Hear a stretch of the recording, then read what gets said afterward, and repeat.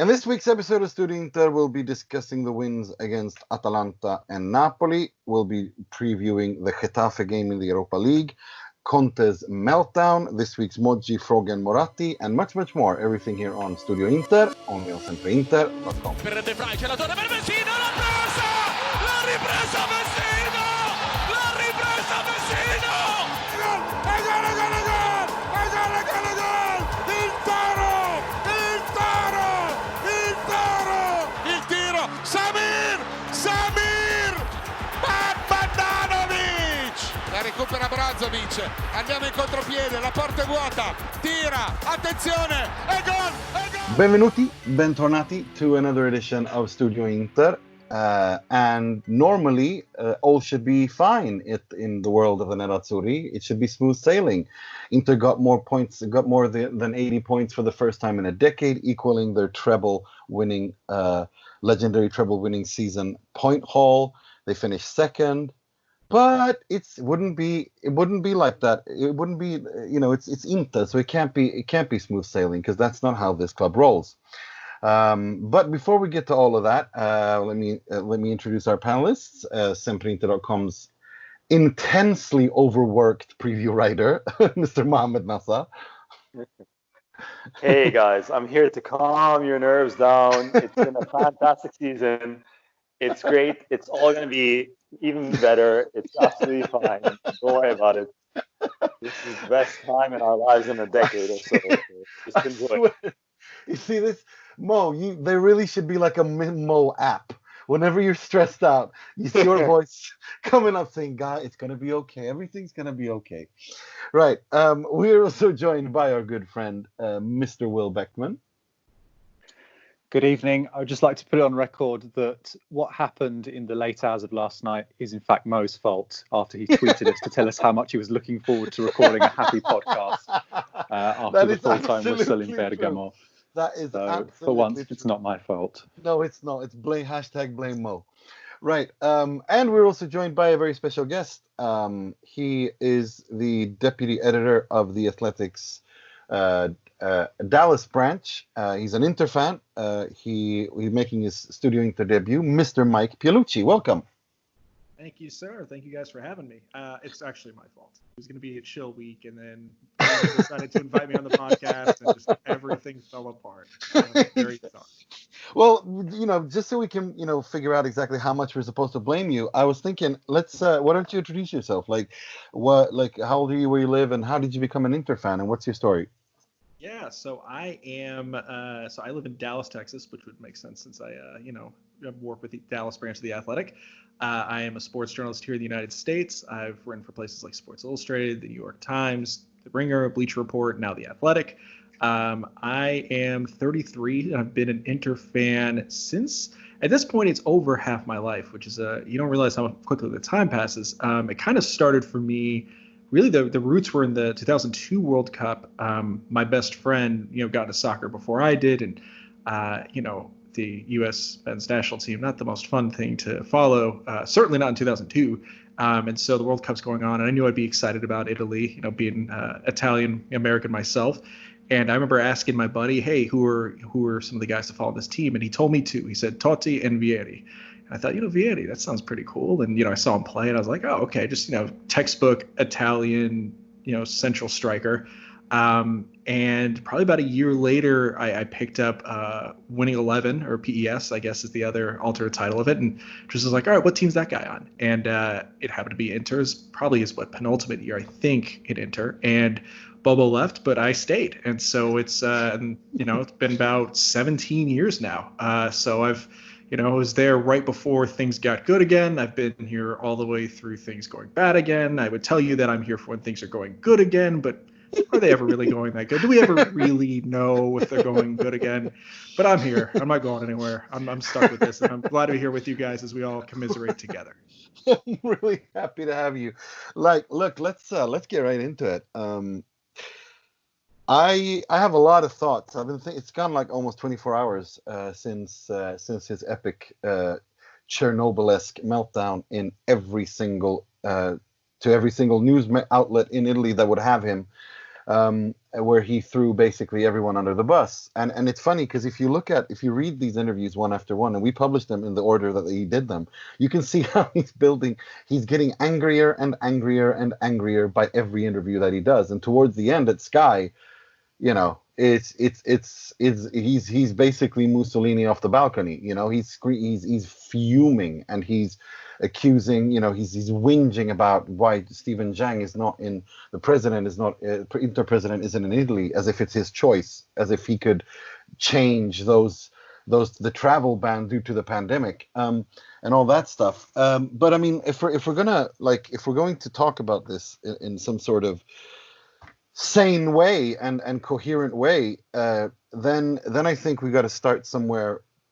We got to start by looking at where he starts. He says he's not happy with the way Inter haven't protected him and the players. That's the main thing. And then he talks about how some people who weren't on the bandwagon are now on the bandwagon, referring internally.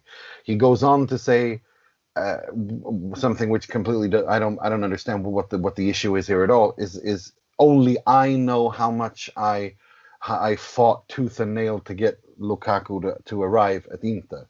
Again, we're going to get into all of these one by one. And then he says the president is in China.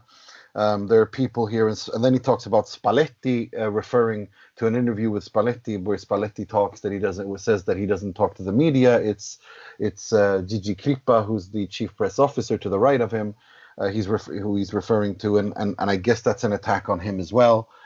Some of the Italian media have, by deductive reasoning skills, come to the conclusion that he's also talking about Piero Ausilio, because he's the only board member left from when Spalletti was there.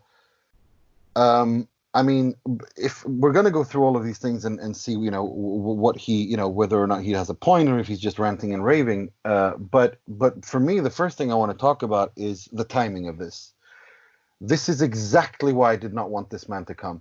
We've already covered why during the Skriniar and Godin things, but this man is volatile. He has zero impulse control, or he has I would say he's about as much impulse control as the current US president. He doesn't care what he says, when he says, how he says it. When he's angry, and he will want to tell everyone who's willing to listen that he's angry. And this is exactly why I didn't want him, because Inter are a volatile club, and putting a volatile person, it's like mixing gasoline with plutonium and putting it next to an oven. It's just it's an accident waiting to happen. Now this is the third or fourth epic meltdown he's had, and I wonder if this is the last one, because it seems to me like he's doing, to me this has been his first two Chelsea season compressed into one season, where he started good, everything was good and shiny and happy, and then now it's as if he wants to get sacked. He wants Suning to do something, because he's taking them on head on here. Starting there, just what is he trying to do here, Mo? What are your thoughts? What is this guy trying to do here? No, I don't think he's trying to get sacked at all. I think actually I see it all as a sign of real emotion and real investment into the squad. I think that we know that the club is fucked, and it's been messed up for a very long time structurally. There have been internal flaws in the organization, and part of Suning and Marotta's amazing work on the club has been this the rebuilding of the club and this re-establishment of the organization, internal organization, as a world-class setup from the inside out, from bottom up. So it's there's no shame in labeling something that as it is, and I think that like you quite rightly said, I think he was a man who's been on a mission the entire season. He's been disappointed by not having won something all year long. He knows exactly what happened and why things have transpired as they are. He's been under an immense amount of stress, and he's a volatile person with no vocal filter. So it all came out in a moment of euphoric emotion. It all came out. So was it the right time? Absolutely not. Was it the right medium? Certainly not. But definitely the message, it doesn't make it incorrect. You know, it's it is what it is. I was gonna get to I'm gonna get to the contents of it, because I think you're absolutely right. I think there's so many layers to this that we need to talk about. Because I think a lot of the things he says I actually agree with. That's the weird part of all of this. That I think and ironically, as the interviews go on and the fervor goes madder, I find myself agreeing with the points more and more. You know, I didn't agree earlier with, you know, with the Lukaku statement in the first interview, but later when we were talking about the leaks in the club, etc., then I'm more in agreement, despite it being packaged in a manner that's absolutely bonkers. Yeah, I'm not going to say bonkers, but just peculiar, you know.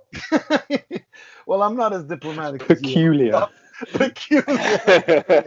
Particolare. Particolare, esattamente, è veramente particolare. Yeah, he's a particolare guy. Strange. Curious. William, I want to hear. I mean, I want you to react to that. I mean, what the hell, man? Well, what are we sticking? Are we sticking with the timing debate? Yeah, I mean, okay. What's your thoughts on that? Okay, well, it's interesting. I was. It's interesting you made the point about the sort of the tone ramping up as the evening went on, because as it turns out, I was watching Sky last night in the post game and saw on Twitter what he'd said in his press conference. And he hadn't come to Sky yet to do his interview, so you knew that there was something brewing. But just to give listeners an example, if they haven't read of sort of the way this ramped up, when he was in his press conference, he said he had received poca protezione from the club, so not much protection. By the time he'd got to Sky, that became scarsissima protezione, which is like absolutely bloody nothing. So, you know, he clearly had got himself more and more wound up as time went on. And it all started with the DAZN interview when he was asked about, you know, do you think Moratti wants to buy you Messi for his birthday? And that's where the Lukaku comment came from. He was saying, wow, you don't have a clue how hard I had to work to bring Lukaku to Inter. And then it went from there. But no, it was quite something. I was pretty stunned listening to all of it. I really was. Perhaps because, you know, in the most of his rants before, if you take them, the Dortmund defeat, the draw with Roma, those are the two that are off my top of my head first.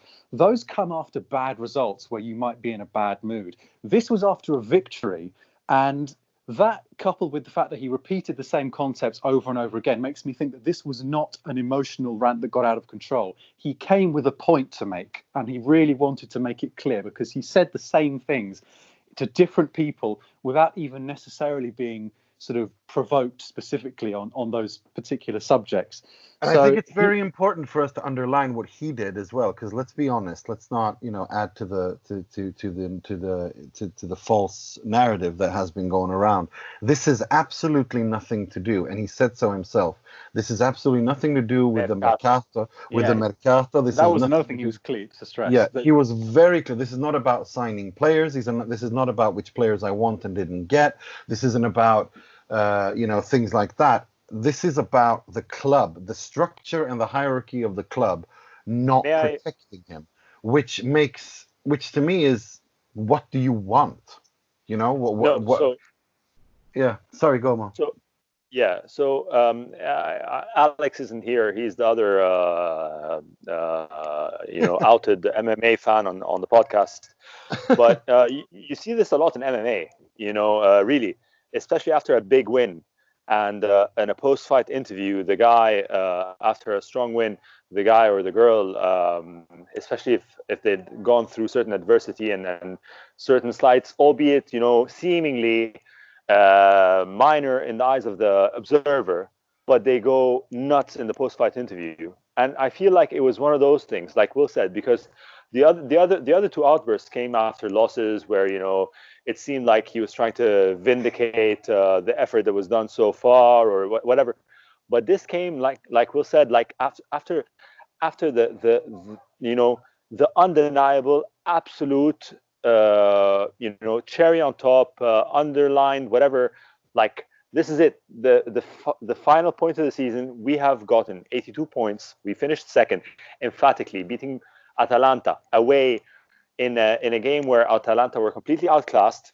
So it's undeniable that this team is deserved of the second place and the progress that has been achieved. So he's really charged up, and I feel like this guy has been under a lot of stress. He's carried, without a doubt. Carried a lot along the way, like an entire fight camp's worth of stress. And of course, we can't deny that we know we're Interisti. We know we're born in this. We've spoken about Antonio knowing, like, finally being one of us, as he's ripped his fingers out of their out of his knuckles, as as players that missed open goals or whatever. He gets it. So it's not an easy thing. Being an Interista is not an easy thing. I mean, Bergomi said in that Sky interview that he quoted Trapattoni saying that coming to Inter from Juventus was like entering a centrifuge in terms of pressure. And that's true. Inter is a very special place. But Mike, I want to get your thoughts on this. What were you thinking when the timing of this? I mean, we're going to get to what he says and why in a little bit, but I want to hear your thoughts on the timing of this. Could there have been a worse possible time to do something? I mean, to me, this is like inviting someone to your big 50th birthday or 40th or 30th or big, 21st or whatever it is. And just as everyone is sitting by the table and having a lovely time and just about to eat the cake, you jump on the table, pull down your pants, and shit all over the cake. Like, this is what that is to me. Like, yeah. So Mo used the MMA post-fight analogy. I'm going to use the analogy of, it felt like a season finale of a television show where all year long, and especially since the restart, there were so many ups and so many downs and good runs of form and bad runs of form, and you don't know if the protagonists of the heroes that we watch are going to get on the same page and just get the job done. And lo and behold, they go to Bergamo. They beat the third place team convincingly. I mean, we could talk about this as we get more of the match, but this was probably the best win of the campaign. And you're sitting there thinking, they did it. We're happy. Great. And then right as, we achieve this harmony, one of the main protagonists just sets everything on fire. And you're like, oh, okay, well, there's our cliffhanger going to the next year. That's how it felt to me. I like that. Yeah, thank you. So I do think this, though, at first I was stunned because, look, if you weren't stunned in the moment, I don't know what's going through your mind. Like, nobody's expecting this. Even at Inter, this is weird. But the more I woke up this morning and the more I think about it, I'm with Will that there was definitely some premeditation here. Because, look, and I'm not saying that he's right about this. I think one of the hallmarks of Antonio Conte is a total lack of self-awareness about a lot of things. But if you are Conte and you have a message that you want to get out there, and clearly he had his talking points that he wanted people to know, and you want to be heard and you want to get public opinion on your side, because again, why go to the media if you don't? When are you going to do this? Well, you're going to do this when the public is most apt to like you, when people are most apt to be on your side. And particularly, I don't know to what degree he actually buys that the media is out to get him, or to what degree it's just self-serving rhetoric, but there will be, short of winning the Europa League, which nobody can bank on, right? I mean, Inter seem to be one of the favorites, but who knows? A lot can happen. Short of winning the Europa League, there will be no moment in which he is more liked, in which public opinion is more on his side than after that match yesterday. Now, was this a good idea? Absolutely not. I don't think he gets at all how this is playing for him. But in his mind, and you got to remember, right, we see Conte manage the same system all year long. He does things his way, and that way goes one way. Well, that's how he works when he communicates to the public too, right? It's all pressure. It's all aggressive. It's all hammer. The dude does not do subtle. So in his mind, if he's thinking, I'm ready to explode and you are going to listen to me, what better time than the one time of the year when, if you do this after a loss, you can sit there and, I think even we as Inter fans sometimes say, oh, he's a little upset, he's blowing off steam, whatever. Maybe he wants people to listen to him, and he thinks this is the time because nobody can dismiss his rhetoric as, oh, he's upset after a loss. You have to take his statements, you have to engage with his statements, and you can't just couch them in terms of an into result if he does it right after he gets them back to second on the table for first time in 9 years. So I think it's premeditated. I do think that it's not mutually exclusive, that you can premeditate it and then get more and more amped up as this keeps going. Like, I think he clearly, which I think is what happened. He came in and he's probably psyching himself up in the morning. He's like, Antonio, this is the plan. I've got this. And then after 30 minutes, he's just lost the plot entirely. That's possible. But I do think he went in, and I think, in that gap between after this match is over, when he goes to the media, I think he knows there will never be a better time when people will like him and not dismiss what he's saying based on the results of a match than right here, right now. Again, I don't think it's a good idea, but I think that was probably, as best I can guess, his thinking. Yeah, that's fair enough, and that's fair enough. But let's go into what he's actually talking about, and this is some serious stuff that he's really complaining about, and some of it I agree with. Piero Ausilio. But that's the thing. I don't think this is about Piero Ausilio. I think it's not, because it was leveled at not being protected. Ausilio is not supposed to protect the club. That's more Marotta who does that, or the press people who do that. And the video he was referring to is the one where Luciano Spalletti is sitting next to Luigi Crippa, the press officer. Like, this is really interesting to let's talk about this, because I think we can all, as Inter fans and people who follow this club, can say that the communication, a coherent communication strategy, has been an Achilles heel at this club for a very long time. I mean, if you're the coach of Inter, you have to be like what Mourinho and Trapattoni and Helenio Herrera famously did. You have to be the strong man. No one is going to protect you. You have to be that person protecting yourself, your players, your club. That just comes with a job description, whether you like it or not. Now, at Juventus and Chelsea, it may not have been that way, but this is not Juventus and Chelsea. This is Inter. And this is how it works at this club. For good, for bad, whatever it is, right now, this is how it works. And that's just, that's just a fact of life. But I think we can all agree that that part of it is, yeah, he's right. Inter should have been much more vocal. They should have defended themselves much more. They should have, they shouldn't have just, he was left. I can understand why he was left feeling hung out to dry in many of these situations where he's being, touted, built up only to be torn down again, in terms of Inter winning the Scudetto and all that stuff. A part of that is also because Inter have not said anything as to what their official objective is. Every other club does that. Inter don't. And that leaves a lot of room for interpretation. And I don't think Inter have done that out of, to be mean to him. It's not personal against him. It's more of the fact that Inter probably are not going to put something out there that clear in terms of objectives, because if they don't do that, if they don't reach those goals, well, then the media will come after them saying, you see, he failed. You said yourself he failed. So what are you going to do now? You're going to sack him? What's going to happen? So I think, that's the strategy that Inter have chosen. And no matter what you think of that, that's what they've chosen. But what I don't understand is, surely they've spoken to him about it. And that's why I'm thinking that maybe they haven't, or they have and hasn't been clear enough. And there I kind of agree with him. What's your thoughts on that, Mo? No, look, I think it's more than that. I think it's probably the treatment. I mean, we've all read the analyses of the outburst, and we all know how Brozovic was treated after his alleged or the minor DUI that he had. We all know the leaks out of the locker room.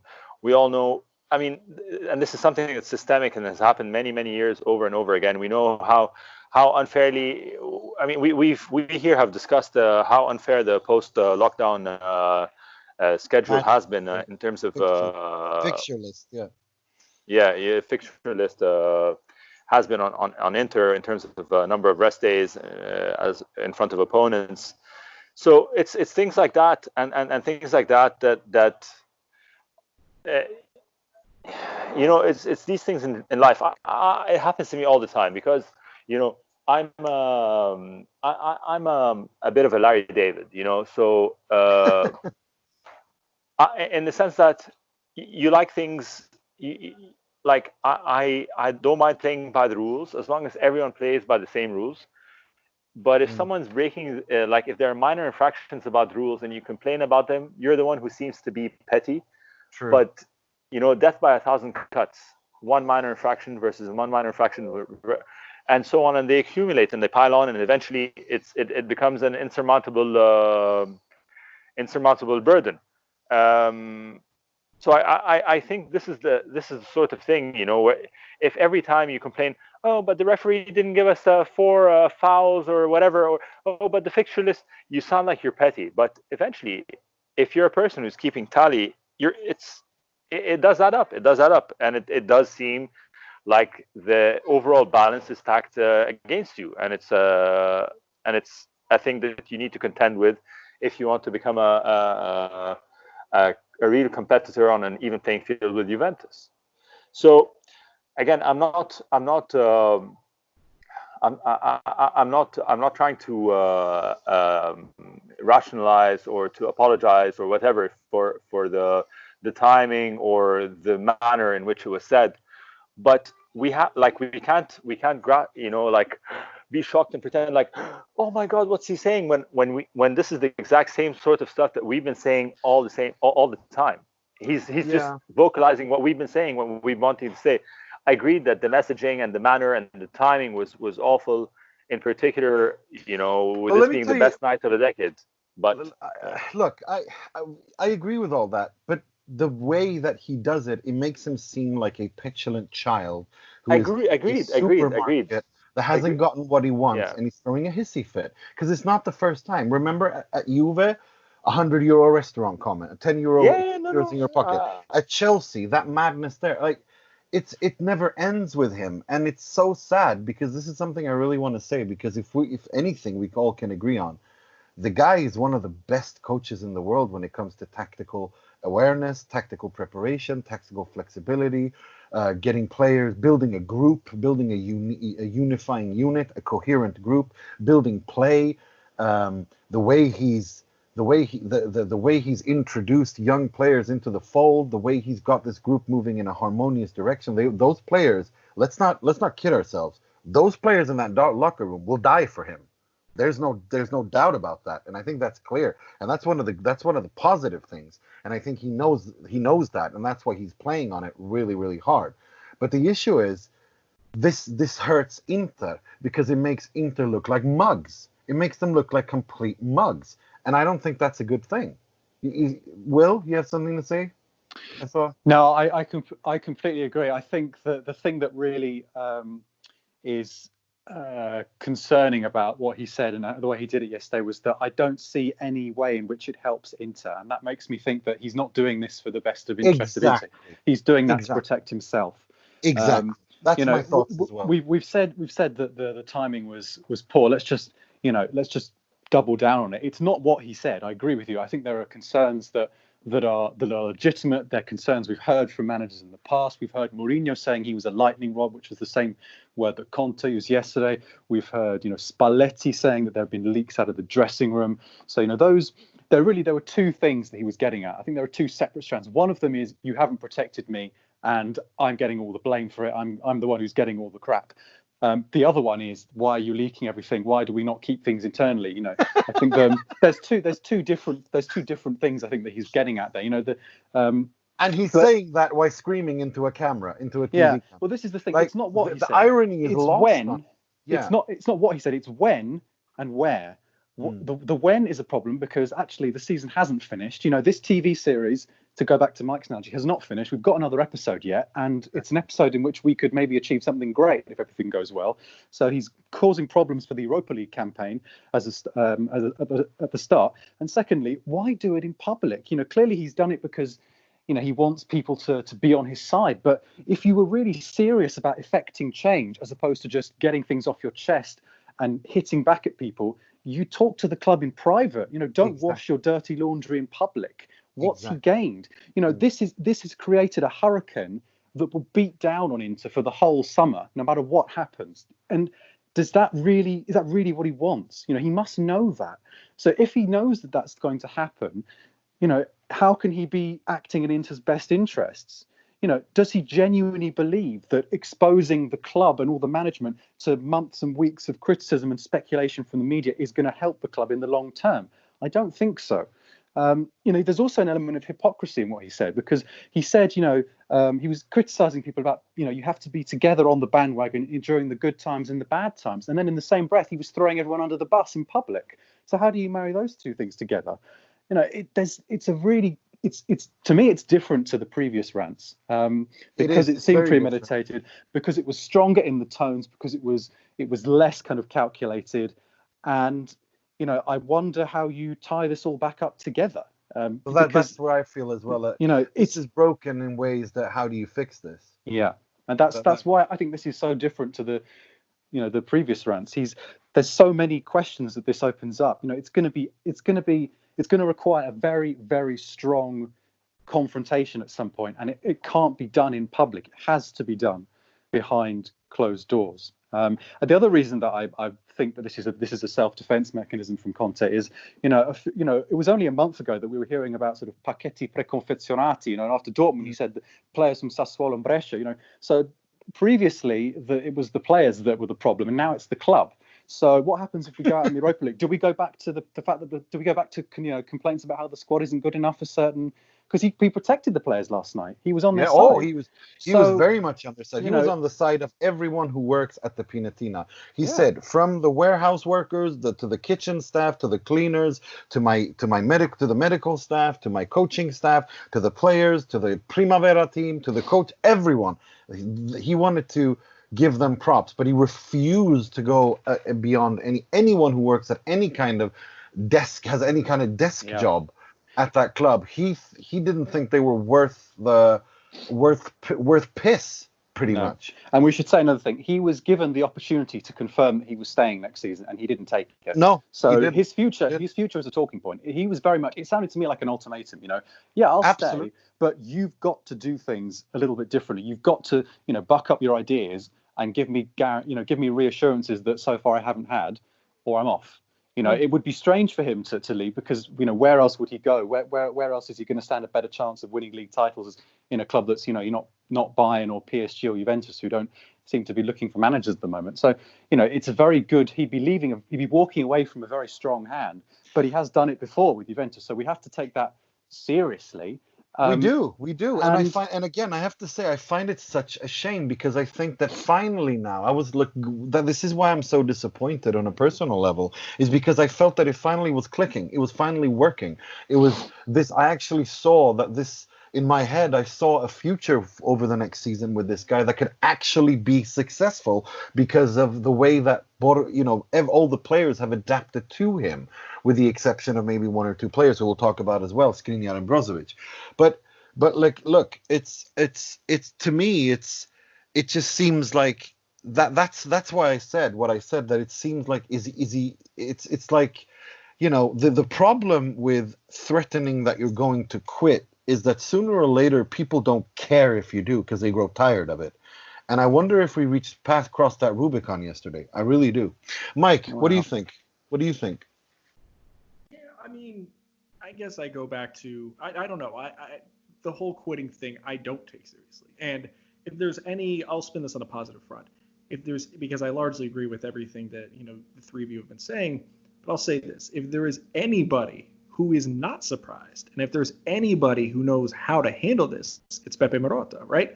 Beppe knows what he's dealing with. And Conte is predictable in his unpredictability, right? You don't know when the outbursts are coming. You don't know what he'll be pissed off about, but he's going to do it, and it's going to happen several times a year, and he's going to whinge, and he's going to complain, and Beppe knows how to navigate it. And I do think that, you know, I mean, look, I'm more optimistic than not about Conte overall. I do think the third player that in a lot of ways we probably have to talk about whether he's going to adapt to Conte or not, and this is a different situation than Brozovic or Skriniar, but I actually think maybe a lot is going to hinge on this, is Eriksen.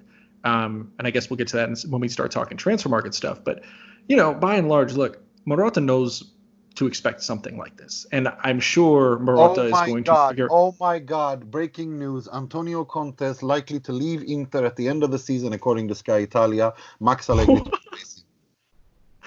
What? Yeah. No, this is. I don't think we. I think we should understand. Like this is why this is what I've been waiting for all day, because this is scary. This is the way he did it. The way this there's an aspect of this that we've spoken on previous episodes. And Steven Zhang is a young guy. He's the youngest football president Inter. He's the youngest president Inter have ever had. He's doing a job that a lot of people they're very often or almost always over 55-60%. He's also not Italian, which also already there puts a lot of question marks and pressure on him. Antonio Conte basically declared him a clown yesterday. He can't accept that. There's no I don't. This is like the Icardi thing when I said this is not, this can't go on, because you cannot question the credibility of those who are in charge. There's only ever going to be one winner. We saw what happened with Icardi. Antonio Conte, since I agree with what both of you guys said, this was premeditated. This is what he wants to do. This is what he wants to do, and this is I don't understand it. I think it's an absolutely disaster, and he created it. He really did, and it upsets me. Yeah. Sorry, Mike. Can I say? Yeah, sorry. Go ahead, Mike. I was just going to say, I mean, the immediate reaction to this, as I sit here and say, oh, he's not going to quit. Well, apparently he might. I think it's going to be very important. Is it likely to leave, as in he's going to walk and resign and leave money on the table, or is it the club firing him? Because obviously, I think the financial situation of the club is something that probably the last couple of weeks we've had to think about a little more than in years past. If Conte is walking and willing to actually give up the money, I mean, look, there are ways in which I gained an appreciation for Max Allegri having Conte here, if only because Allegri puts his head down and works with the squad he's given. And, I'm trying to wrap my brain around all this.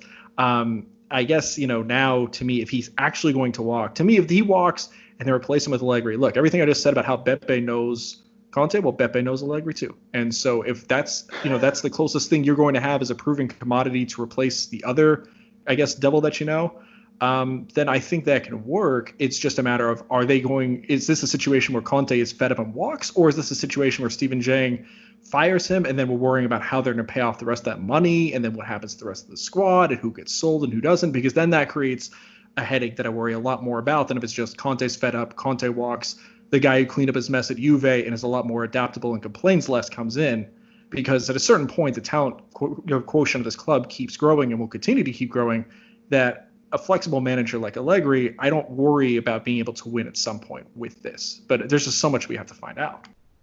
I just wanted to check.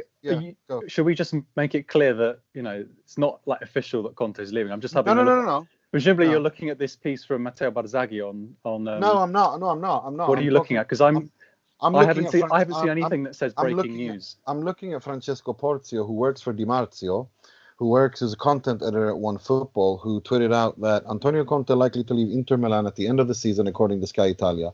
The number one choice to replace him is Max Allegri. Okay, so I'm on the website, and I'm presuming this is where it's come from because it's been uploaded 4 minutes ago.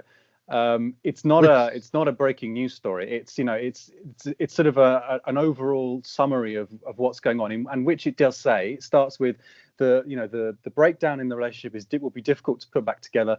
Conte and Inter at the moment are further apart than ever. So this is definitely they're definitely saying that this is likely, but they're not saying that it's going to be announced in the next week or so. It's not as if this is going to break this evening. It's just sort of a general overview of the situation, which obviously they've turned into a tweet. It says that at the moment there's a clear and profound difference or sort of break between the sporting area and the management of the club. Those who are on the pitch and those who are sort of sat behind the desk. Conte doesn't want to have another year as a lightning rod. The club thinks that they've shown their ambition by choosing Conte, but it says either something will change in a drastic manner and the tensions will disappear, or they'll have to think about another coach with Allegri always lurking in the background and in pole position. So you know what? Bring Max in. I want Max. I'm tired of this. It's like no, but because this guy is not gonna change. And Allegri, although he might be archaic, he's a winning coach. I mean, seriously, look at what he's done. He's a great coach. He's very pragmatic, and he has impulse control that supersedes that of a petulant 5-year-old. That apparently is an issue with Antonio Conte. I hope this doesn't happen. Let me be clear. I don't want to change coaches again. This is absolutely not what I want to do. But if this guy is going to continue to throw these temper tantrums like a 5-year-old, this is inevitable. You know what I mean? Yeah, I think that I was interesting that Mike said something about how Moratti knows Conte well. I spoke to James Horncastle about this last night, and he said he gets the sensation that Conte basically thinks that because he's been with Moratti so long, he can basically say whatever he wants and there'll be no consequences for it. And he might have just pushed the boat a little bit too far on this occasion, because Moratti knows that everything he's saying actually reflects badly on him as well. Exactly. The other thing he said is that, which I hadn't thought about, he thinks Conte is, we talked about how Conte was, he said, presidente in China, in a sort of very sort of dismissive way last night, talking about how Zhang is in China. James suggested that Conte maybe is trying to take advantage of the fact that Stephen Zhang is in his 20s. And so he sees him as someone that, he can maybe sort of whip into shape. But as you said, we saw this with Icardi at the start. I was skeptical about whether Suning would really put their foot down and move him on, because maybe it wasn't what we were used to, but they did. And again, it's obviously the specifics are very different. But again, we have someone who is trying to put themselves above the club. And that is a red line. So, that is a red line. Exactly. Thank you. Because that is, and I feel he crossed that yesterday. My analysis of the situation is that, not even Zen man, not even the Buddha, the calmest man on earth, Marotta, can put these pieces back together. I really don't think so. And I think it's a shame. Sorry. I was going to say, do you remember when we beat Atalanta about 10 years ago and finished second in Serie A? It's not even been 24 hours since the final whistle as we record this. This is what I don't say it as a funny thing. Inter years are like dog years. There's 14 of them in one human year, and this is just another extension of that. Mo, you want to react to this stuff? But yeah, no. Look, guys, again, MMA comparisons. If anyone's seen the Khabib Nurmagomedov versus Conor McGregor fight a couple of years ago, that ended well. Exactly, Khabib jumps over the octagon, over the cage, kicks Dylan Dennis, eagle kicks Dylan Dennis in the face, and melee ensues, and it seemed like it was the end of the world, but things blow over, and I think ultimately results on the pitch are what count, and we said this before, 82 points. I just like to go on record for Nima and I's sake, regardless of how positive I am and whatever, we did not finish 1 point behind Juventus. It wasn't a close race to the finish. Juventus took their foot off the gas in the last two matches. We finished a good 8 points behind them.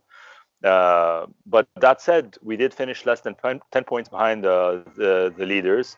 We finished above 80 points. The progress is undeniable and irrefutable in the oddest of circumstances.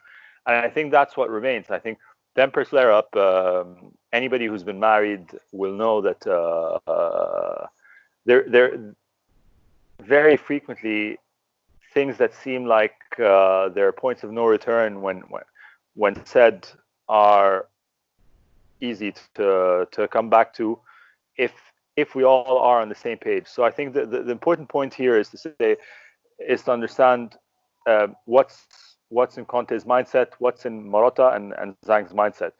If they're all on board, and ultimately this is just like a lover's pat or whatever it is, but we're all on board unlike like Nima is clearly not on board the Conte train. No, not if anymore. Look, I was on yeah, no, board I the mean, Conte train, but but this I mean, is like, no, this. if this is Zhang's, if Zhang's mindset is like Nima's, then of course this is a big problem.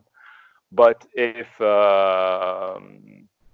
Steven Zhang has also his father looking at him. This is his first big job to be able to prove himself to his father to see if he can take over a bigger role within the Suning group. Like, let's understand what's at stake here.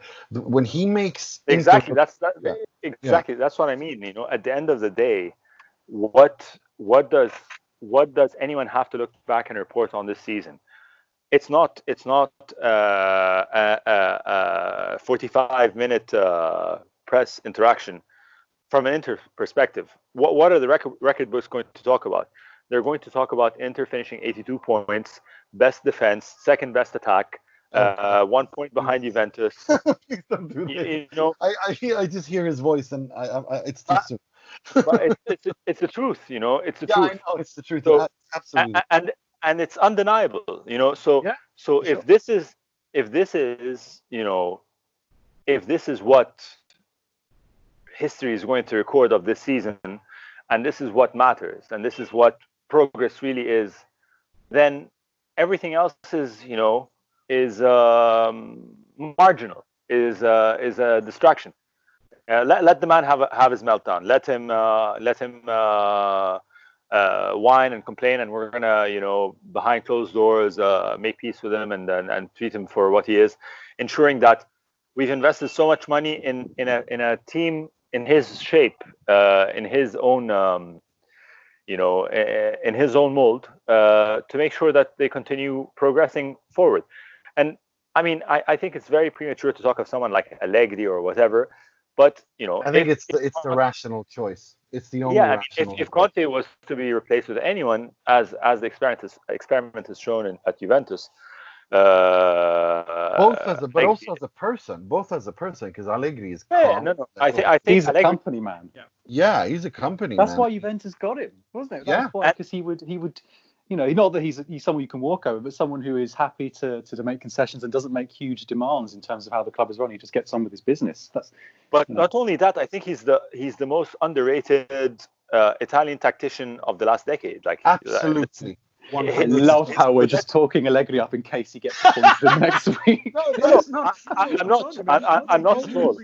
No, I agree with you, Matt. I agree. I wouldn't be disappointed. I'm definitely not at all. I am all on board the Conte train. I will forgive Conte any outburst, save for one, where he shits on the fans themselves, But I think the man is a miracle worker. I think he's got 2 seasons. The same way we said that Spalletti. I loved Spalletti. I still love Spalletti. I have so much love for Spalletti. I think that Spalletti had a time and place, and his time and place was to bring the club to the point where Conte would take over. Yeah. And subsequently, the Conte project still needs another year or two, but at least another year or two to see itself out. And then we hand it over to the Allegri, and then post Allegri, we hand it over to Sarri. Cholo, El Cholito. Yeah, Cholito. El not Cholito. El Cholo. By that time, there'll be a new young manager out there in the world. Maybe it's the Zerbi. Maybe, I don't know, but we'll hand it over to the next thing to rejuvenate the project. But it is a process. It is a process. But I think that Conte cannot. I mean, everything that's happened so far this season, let's say it's not 100% attributable. Everything good is not attributable to Conte, but if you look at any incident, the level of influence he's had on its very existence is more than 60 or 70% at any incident. At Icardi leaving, at Lukaku coming in, at finishing second, at whatever, I'm at a loss at the moment, but the whole list of achievements that this club has undergone this year, transformative achievements, at any of those points, at least 70 or 80% of why these things have happened is attributable directly to Conte's presence there. So I agree. Yeah, I see. This is the thing. I want to be like, I've said so many times that my issues with Conte are just these tantrums, these meltdowns, these childish, neurotic, psychotic meltdowns where he throws his toys out the pram. This is what I don't like about him. Other than that, I absolutely love what he's done with this team. I think the handcraft that he did at Chelsea, with the Italian national team, with Juventus, is brilliant. It is nothing short of brilliant. But he ruins it by doing these things because he doesn't seem to know or care that his actions have ramifications, and those ramifications are unacceptable and make it impossible for other people to do their jobs, namely Beppe Marotta, namely Steven Zhang. And that's the issue. That's the only thing I want to. I'm just hoping that cooler heads prevail, and this certainly isn't Marotta's first rodeo. You talk about forecast. He knows that he feels that Conte might think that he's given himself a bit too much leeway in what he can say. But having said that, also Marotta has been around the block with Conte. He knows what to expect from him as well. So it's the same argument we were having with Nicky Bandini about Juventus improving. Is this a missed opportunity? Is it not a missed opportunity?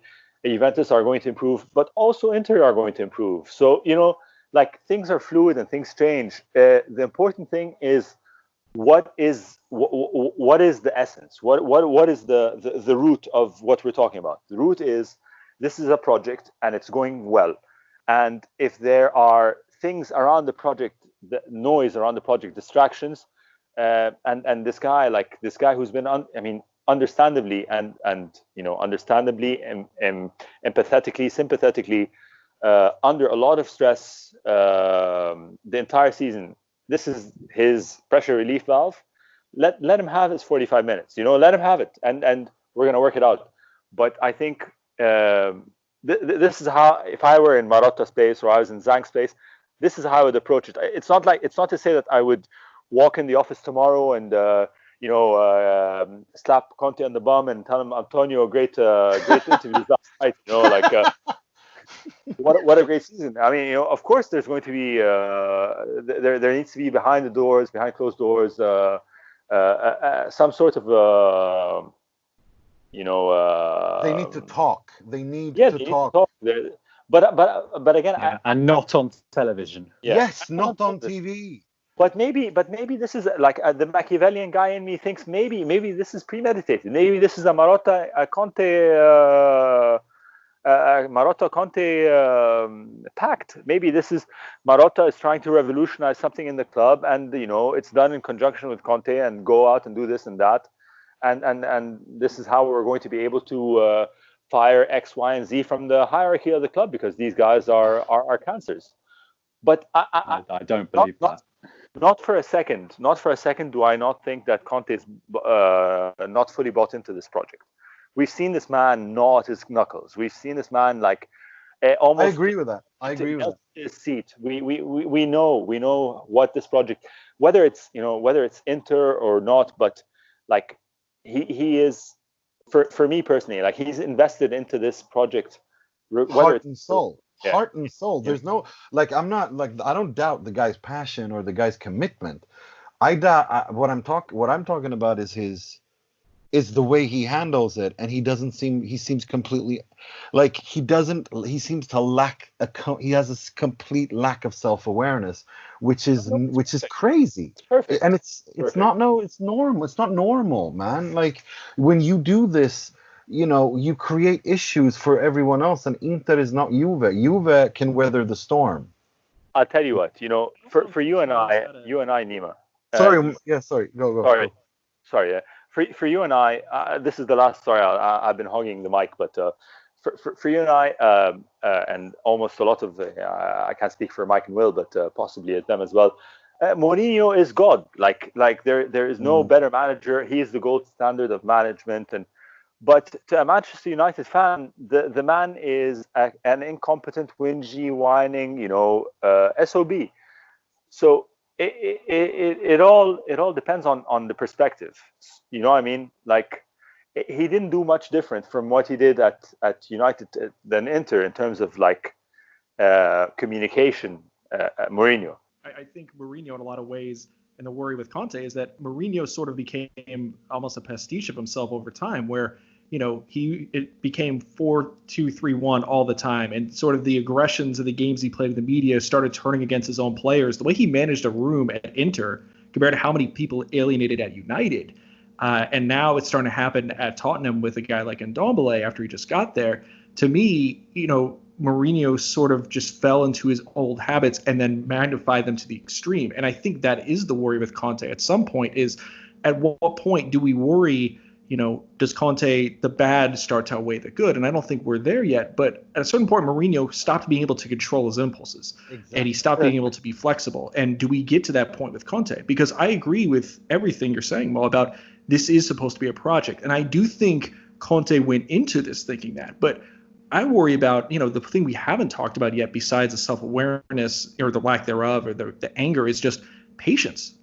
As Conte, I think is starting to get impatient after year one or midway through year one. And when it gets to that point, and when you start pushing too much, well, this isn't a marriage. Beppe Marotta knows this is not a marriage. Beppe Marotta knows that Antonio Conte is a mercenary. He's a hired gun to do a certain job, and that is to bring this club back to where it was. Agreed. But if Conte can't even be patient enough to go through a full year without losing his mind, or we get to the off season and he goes into the market and he starts making demands that are unreasonable and past the point of what financially makes sense, or what makes sense to overhaul for the squad in the bigger picture, because Beppe Marotta is going to be here a lot longer than Antonio Conte is. He just is. If we get to that point and Conte can't even pace himself anymore, and he can't even maintain the view to do a 2 to 3 year project, and he has to have it in 1 to 2, then at that point you start questioning, well, okay, then why are we doing this? Because nobody ever thought Conte was going to be here for 7 or 8 years. It was never going to be that way. Yeah, no, I see. I agree with that. I agree with that, Mike, because I always this kind of ties again. This ties what Will was saying together. This together with what Will was saying ties everything together really well, in the sense that this is, to me, I've always thought that my impression was always he's here for 2 years tops to get his, after Chelsea, the debacle at Chelsea, to get himself up again and to move over to a Real Madrid or a Premier League or a PSG. That's always been my interpretation of this. And it, and that this was never a project that he was pretty much going through the motions with it in terms of that, or maybe not going through the motions, but more the project was always going to be 2 years old for him. Whilst at Inter and Marotta, they're thinking long term. Marotta thinks 5-10 years ahead because he's a brilliant director. Antonio Conte thinks about me now here because he wants the next big thing. And that's why I think that's what we're seeing here. That he doesn't seem. That's why I think he's behaving like a rattled, rabid animal. Is because he doesn't see him winning this year. He doesn't see him winning next year, and that rattles him. And he doesn't want to stay here more than 2 years. I think that's what the issue is. That's my analysis. I think that's a very good point. I don't think he's. Obviously, all managers ultimately are there for themselves, but I don't think Conte is bothered at all about what he's putting in place for future managers. Absolutely. He's here to win now. Now.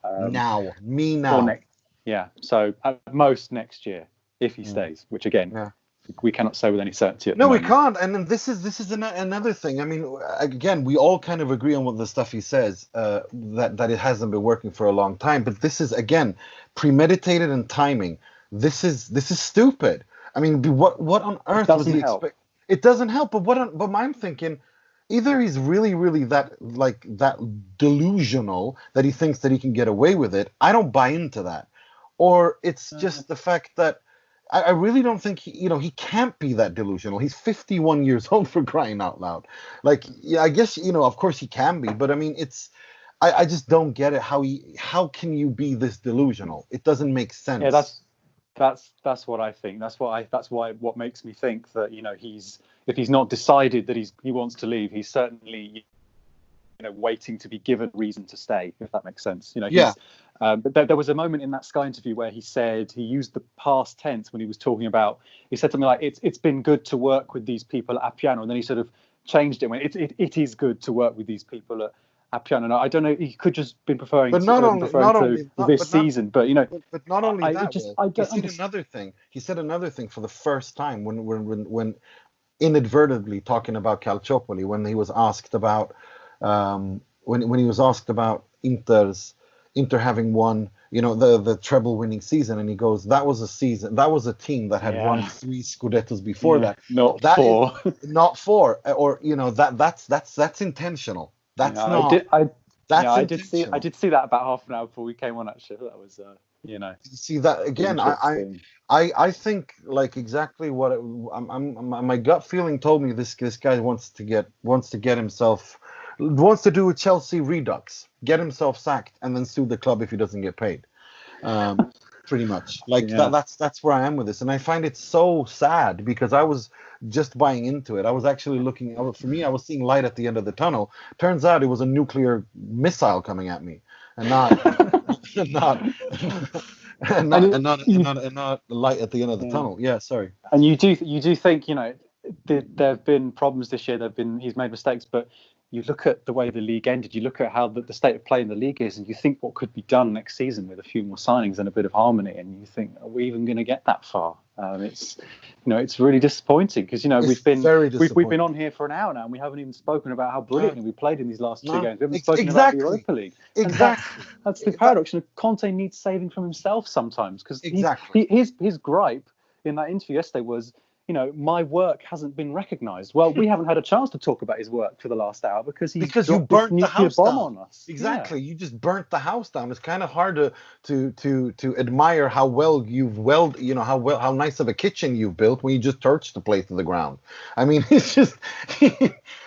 Will be, in a lot of ways, for his ego, that's probably the greatest punishment of all. And it's his fault, right? Like, this dude has an ego. This dude wants to know that he's great. Well, guess what? People aren't going to talk about you being great if you do things like this. And at the end of the day, he'll only have himself to blame because he is brilliant as a manager. But we're here for an hour talking about his antics. Exactly. Couldn't say it better, Mike. Well, I don't know. I mean, I think, there's not much to say. It's going to be exciting. And for everyone who thought that this is so much for the calm and happiness going into the Getafe game, that post game is going to be very interesting to follow and cover. But at least we're prepared. Especially been to lose. Oh, yeah. Which I think they will. Hell no. Did you think? Oh, hell no. Okay, let's talk about this. Yeah. Did you think that before he said that, all those things yesterday, or have you changed your mind after what he said? I changed my mind after what he said. Okay, right. So that's interesting. Because I think this team is. I know they will. As I said, I'm not changing my mind on the fact that I think they will die for him. But I think that also these players have shown that they're mentally fragile, and having a dad who is mentally insane is not good for the mental health of the children that are mentally fragile. Do you know what I mean? Yeah. So I mean, there is even a far-fetched idea that he trying to create a siege mentality for the Europa League, but by creating a civil war. Well, the thing is, normally when you have us versus them, normally the them is external; it's not inside your own house. So it's you can only conclude that if he thinks that Inter are good enough to win the Europa League, why are you doing this before the first match? Surely if you're serious and you're desperate and you're really fired up to do this, how can you do this before the Europa League? You've just made things so much harder. It doesn't change the players you're putting on the pitch or the opponents you're facing, but it just makes the atmosphere so much more toxic. It's completely toxic. It's a nuclear wasteland now. He turned all the rosiness and turned it into Chernobyl. That's what he did, and it's so sad. It's so unnecessary. But I want to talk about that, Mo. You said you think we're still gonna win the Europa League. Go, tell me why. Hell yeah! We're gonna win the Europa League for sure. I think I look, guys. This is what I'm here for. This is what I get paid the big bucks. We've never needed you more. Yes. No, honestly, look, I think it's just I'd love to, like Will said, I'd love to be talking about 2 games. Napoli, Atalanta. We wished for 4 points at the most. We got 6 points, and not only 6 points, we got 6 points, 2 clean sheets, emphatic. And I'll borrow We got Nima's Lautaro back. word here. What a goal against Yeah. Napoli. Yeah, and not only that, I'll borrow Nima's key phrase here. We got control. Like, both games were controlled for the entire 90 minutes. There was no point in either game where I thought that the result was beyond us. So maybe the Napoli game was a bit shaky in the beginning of the second half, but it was two dominant performances, really, highlighting the fact that we are the worthy second place by far, if not the first.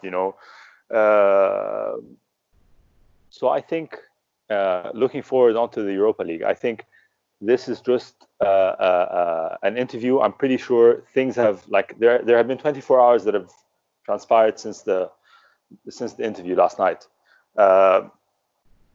People have had conversations. Moratti has been on the phone to Zhang, Conte. They've had conference calls, Zoom calls, blah blah blah, whatever. If it's going to be, if it's ever going to be worked out, it would have been worked out now. It's not going to. If it's not going to work out, then we would have already known about this. But So this is what's getting me. Sorry to interrupt you, but this is, Yeah, I just go ahead. saw this in Sky. They're saying that he's doing this to have a meeting with Steven Zhang. What? Yeah. What are they what are they afraid that he's going to do? Like, why is Marotta keeping Conte away from Zhang? Like, children away from the tiger's cage at the zoo. Like, what's going on here? What is he going to do? Like, this is weird. This is so weird. And this speculation hurts Inter. This is what I mean. This speculation hurts Inter. And again, we're here again. This is the speculation that he's been talking about, complaining about, that he created himself. But he created it. But he hasn't created. He Like, he facilitated hasn't it. created. I mean, he did create this batch, Mo. Come on. Like, yeah, no, I know, but it's just if there's ever a way to point to things and say, this is exactly what I'm talking about. This is it. This is exactly it. But anyway, that aside, I like, whatever. Conte's outburst, it's in the past. We'll see how it pans out.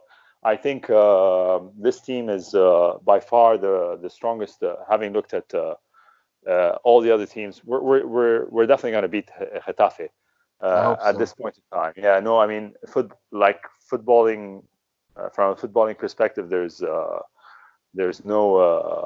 doubt we're a better team, in better form. They've finished their league a week ahead of us. It's that difficult spot between rest and rustiness.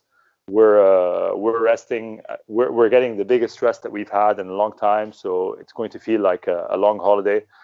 I think this match is an Inter win for sure. And I really believe, the same way I believed in second place, the same way I didn't believe in 80 points because I wasn't aware of the 80 points. It was Will who made that apparent to us. But second place was important, and we did it. And I think we're going to win the Europa League. And ironically, I think that if we do win the Europa League, Conte's chances of leaving the club are higher. Because he will have won a trophy. Oh, I think so too. So he can ride off into the sunset. I can definitely see that. Exactly. No. I mean, If I won the Europa League, I finished second. Screw you guys. Yeah. The same way that Mourinho did at United. His mistake was staying on after that season when they didn't get him Maguire and they didn't get him all these requests. So, I mean, I think I don't think that it means that Conte will leave if we do win the Europa League, but I think the odds of him higher. Chances are higher if we do win. With you all the way. But I think it's almost guaranteed that he stays on if we don't win anything. So if we don't win the Europa League, he's definitely on board for next season. I don't know. Stubbornness. I can't leave without having won something, so I'll just stay here until I'm 70, until I've won the Berlusconi trophy or whatever it is, the pre-season thing. We will win the Europa League, I think. Okay. I think we'll see. We're very strong. It's a very strong team. Like look at us yesterday against Atalanta. It was, and I think the fact that Barella and Brozovic being together, fit in form, is really the thing that has transformed this team. Like this is the reason why we are where we are. These two together are what has made the last 6 or 7 games so fantastic for Inter. It's because they are the entire, like, they're the pivot on which the entire machine turns, and I think the midfield is definitely our strongest point. And if or when Tonali comes, it's just going to get better. And I think I can't wait. I can't wait personally. I hope you're right. I mean, nothing. Winning football matches calms things down in a storm. There's no doubt about that. Right. Let's move on to the part of the show where we pay tribute, rip the piss out of, and criticize someone or something heavily in the world of football. Starting with this week's negativity. This week's Moggi, which will be presented by Mr. Mike Piellucci.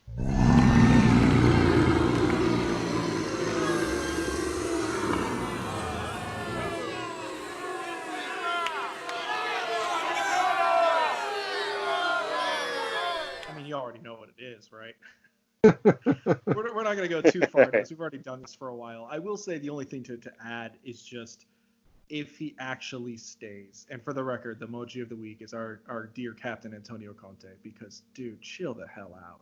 But if he does stay, the defining aspect of this offseason is going to be the mercato and what compromises you make and what compromises you don't make, because Conte will have certain amounts of leverage based purely on the fact that not only did he get results, but a large part of his results are because he pushed so hard for Lukaku, and he was right.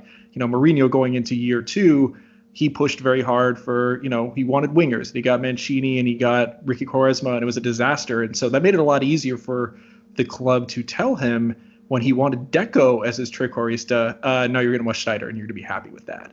So exactly.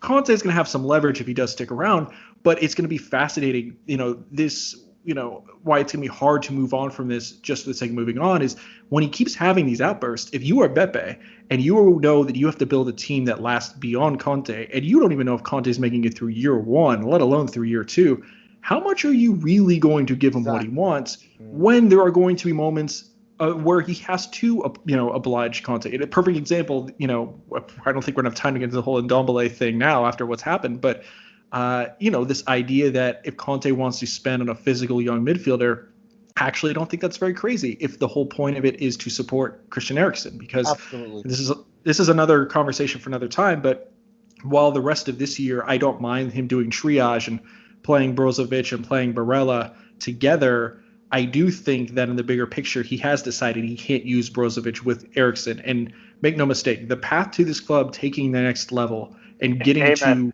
winning Italy is going to be Christian Eriksen. Christian Eriksen is the world-class midfielder they have not had. I love Brozovic, but Brozovic isn't quite on that level. We don't know what Barella will ultimately become. Sandro Tonali is young. Stefano Sensi, there's so many question marks. The path towards this club being great is Eriksen being Eriksen. And if he decides that the way to do that is put another physical midfielder behind Barella, that's not a bad idea. Frankly, that's something that should be supported. But if you are Beppe Marotta, how much do you compromise with this man? How much do you sell Milan Skriniar to make Conte happy if Conte just leaves in a year and you go back to a 4-man defense and you don't have Milan Skriniar? So this is going to be... Especially when Milan Skriniar is so popular and has done so well at this club. Right, and he doesn't want to leave. He fired his agent to negotiate an extension. I mean, Jesus. Yeah, right. No, we're gonna have the Skriniar debate next week, because I think this is gonna end then. I think there's gonna be a lot of talking points next week. Yeah, right. And so I guess bringing that all up, wrapping that into the Moji of the week thing, is just simply that this will not end right now, because even if he stays, no matter what happens in the Europa League, the whole summer, every transfer that this club makes or does not make is really going to be speaking on a larger level of how much do we make this man happy and how much do we not. And we have to think about this probably way more than we needed to 48 hours ago. There are always going to be compromises. The board always gives and takes with the manager. That's normal. But now that you know how volatile this can be, how thin the ice is, how much will he really give Conte what he wants? And unfortunately, maybe this monologue is over, but the impact of that monologue, the ripples of that monologue will be going on until this next season starts, whether he's here or whether he's not. And that shit is exhausting. So come on, Conte. Chill the hell out, man. Exactly. Yeah. Amen. Amen. Reverend Mike Piellucci, ladies and gentlemen. Right. Let's move on to something much more comical. This week's frog, which is presented by Mr. Will Beckman. È clamoroso! Autogol di Ranocchia! Yes, I think we all need a bit of light relief Yes. after the very dark and hard-hitting episode that we've just all gone through together. Yeah.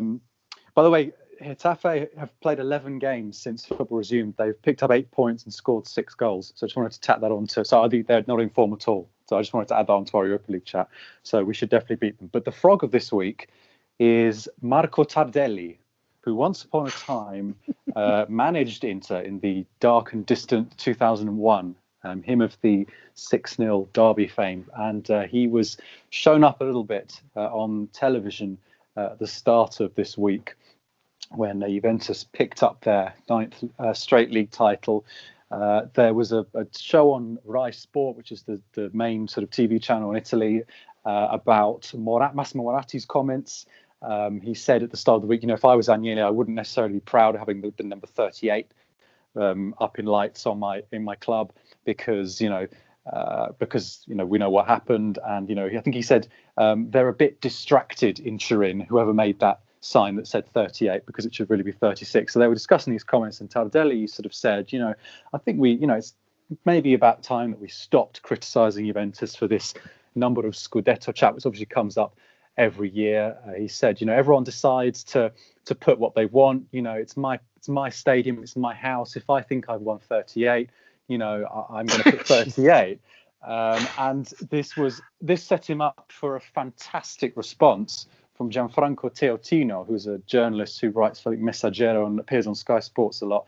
And he said, having heard Tardelli's very, very strange and mealy-mouthed defence of Juventus, said, well, okay, then if that's the case, then the next time that you show me on camera here, I'd like my little name label at the bottom to say that I'm the editor of the New York Times. Because if you can just put whatever you want, and if you think that if that's how it works, then all right, then I'm the editor of the New York Times.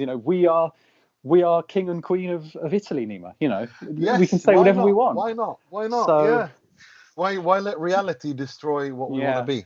So that's brilliant.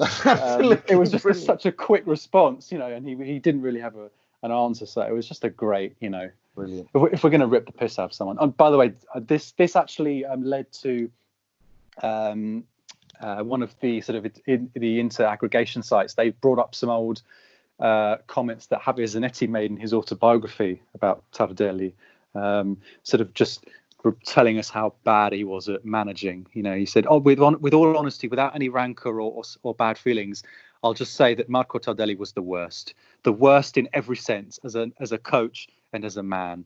I've worked with lots of managers, lots of different personalities, coaches that are more favourable to attacking football, people who want to play the ball along the floor or put it wide, people who are more focused on psychology.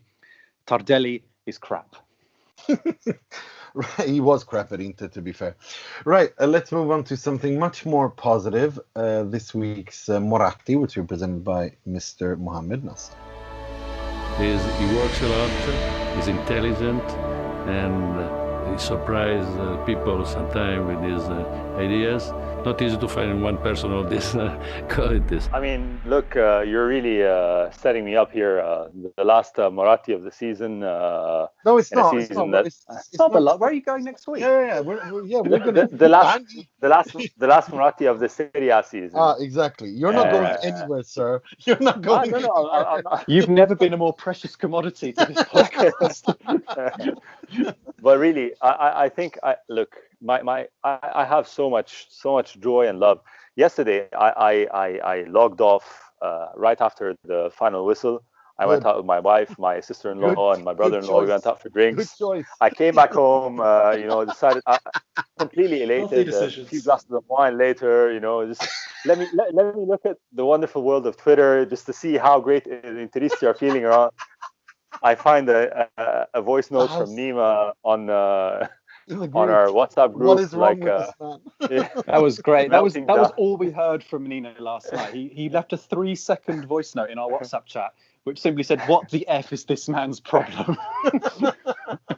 so I go on Twitter and I realize, but so all of that aside, I'm gonna take, I'm my Moratti is 45 minutes prior, you know. So first of all, a huge thanks needs to go to everyone, even in the FIGC and the Lega, and everyone who made this amazing end of season happen. You know, like it's no small feat. It's no small feat. I can't remember how many match days it was. 12 match days in 4 weeks or in 6 weeks. It's been a ridiculous. Yeah. Ridiculous. 13 match days in 6 weeks. So the amount of effort and will, regardless of you know what the incentives were, what the incentives weren't, but we had an amazing run and the season finished, and it's due to a lot of hard work, a lot of testing, a lot of quarantining, a lot of sacrificing. So this is the first thing I'm very thankful for, that we got to see a legitimate end to the season. But from a very inter perspective, and you know, back to yesterday's performance and to who we spoke about being the winner of the highest score on the transfer market for Inter this year, Romelu Lukaku. I mean, he didn't score anything yesterday, but what a performance! Man of the match. I don't think I've ever seen better back to the goal control of the ball as a target man. Remember when we were told honestly, that he's not a target man, that is for remember all of that when Inter signed him. Yeah. These experts said he can't play target man, he can't hold up the ball. His link up is bad, his link up is bad, his distribution, his first touch, all of that. We were told to play with Timberlands on and all that nonsense. Well, yesterday was a tour de force of Lukaku's prowess as a target man. You know, I mean, he's already shown us what he can do as a goal scorer. This is undeniable. But his performance yesterday, as you know, a selfless player for the team, is that, along with everyone who made the end of season possible, is my Moratti of the week. I think this has been a remarkable season, regardless of what we've spoken about for an hour so far, an hour and a half so far, whatever. I think this has been a remarkable season, a very positive season. I think with Conte, without Conte, the club has taken huge strides in the right direction, and really, I can't wait to win the Europa League and then to get into getting the number 19th Scudetto next season. I hope you're right. And if there's anyone going to do it, I hope it's with Antonio Conte. I hope they can patch things up, but it certainly doesn't seem so right now. But we'll be covering it at SempreInter.com, obviously 24/7, 365 days a year. That was all we had time for this week. I'd like to thank you, Mike. Do not be a stranger. We will definitely want to have you back. Hope you enjoyed yourself. Oh, anytime, guys. Thank you for having me. And Mr. William Beckman. Thank you for an hour and 20 minutes of light therapy. I needed it. And it's put me in a slightly more, well, not relaxed, but a slightly more, it's just nice to know that, you know, I'm not the only one who supports a club that is mad. Deranged. And also, and as always, Mr. Positivity himself. There should be a Mo app with Mo just speaking soothingly to one about how things are gonna be okay. Mr. Mohamed Nassar. Thank you very much, everyone. Really, what a season! I'm so happy to have been part of this. I have to thank you. I have to thank you again for keeping up with those previews, because it's been intense for you as well. I mean, Jesus, it's been a lot of fun. Well, we will be back next week, and we will have a season review by then, and a little bit more structure, because I think that a lot of things will crystallize itself between now and the end of the Europa League game. It won't be too far off. We'll do it the day after the Europa League, because we will definitely need to analyze this as closer to the events as they take place. Until next episode, my name is Nima, wishing you all a happy week and a progression to the quarterfinals of the Europa League.